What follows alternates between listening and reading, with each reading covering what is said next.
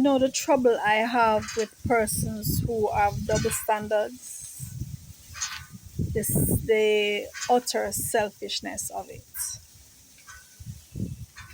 You want something for you that you're not willing to let somebody else have, or you don't want something for yourself, but you want it for somebody else. That is utterly selfish. Live and let live. Allow other persons to explore the possibilities, the potential, just as you want to explore the possibilities and potential. Allow other persons to see what they can make of life, just as you want to go and see what you can make of life. People will be in relationships, and I'm not bashing the men, but it's mostly the men who will have this position. They will be in relationships. They want to go outside and explore all the different sensations, all the different feelings, all the different flavors, right? But they don't want the woman to do the same thing. You want the woman to be satisfied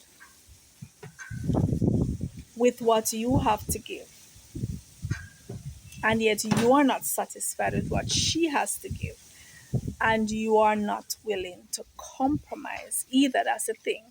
Men have an issue with compromise, but they want their woman to compromise because it might be a situation where neither of you is completely satisfied with the relationship. It needs work. There's work to be done. There's healing to be done. There are conversations to be had. And the man will just feel like, well, the woman should cope, or she should compromise, or she should just find a way to deal with the situation. But he is not prepared to cope, to compromise, to deal, to do without. He's not prepared to do that. He wants to be able to go and get his needs met, all his desires satisfied, all his fantasies fulfilled, while she is there pining away, discontented, dissatisfied, with no means of releasing that tension, because in his mind that is forbidden to her, it's not forbidden to him.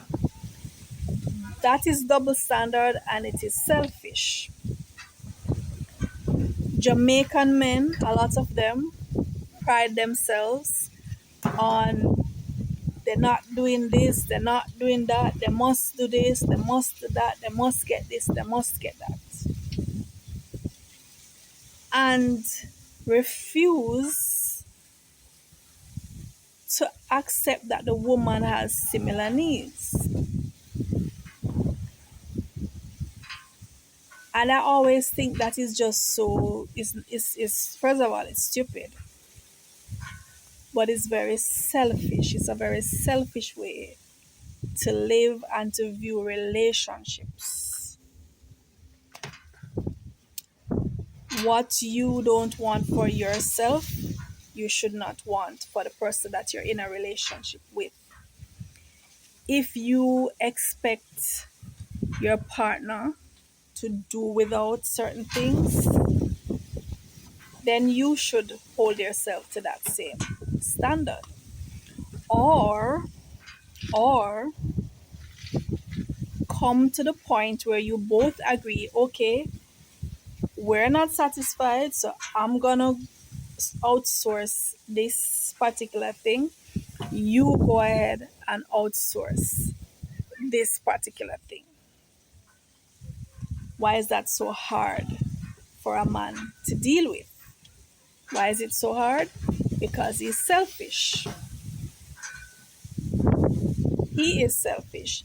Men aren't the only ones who have egos and who have feelings.